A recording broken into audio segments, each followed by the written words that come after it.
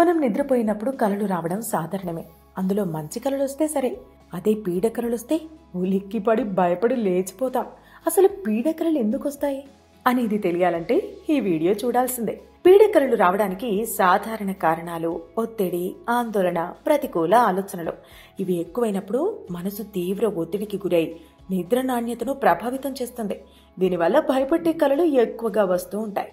కొన్నిసార్లు ఇంట్లో, ఆఫీసు పని ఒత్తిళ్ల వల్ల కూడా పీడకలలు వస్తాయి.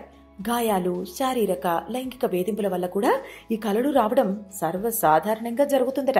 ట్రామా, పోస్ట్ ట్రామాటిక్ స్ట్రెస్ డిజార్డర్తో బాధపడుతున్న వ్యక్తులు తరచుగా పీడకలల సమస్యను ఎదుర్కొంటారు. కొన్ని ఆరోగ్య సమస్యలను నివారించేందుకు వాడే ఔషధాలు, మందులు కూడా పీడకలలకు కారణం కావచ్చట. నిద్రపోయే సమయాలలో మార్పులు, కుటుంబంలో ప్రియమైన వ్యక్తి చనిపోయినప్పుడు, తీవ్రమైన జ్వరంతో బాధపడే వారికి పీడకలలు ఎక్కువగా వస్తున్నట్టు గుర్తించారు. నిద్ర మాత్రలు వాడి మానేయడం, ఆల్కహాల్ తీసుకునే అలవాటు మానేశాక విత్డ్రావల్ సిమ్టమ్గా పీడకలలు వచ్చే అవకాశం ఉందట.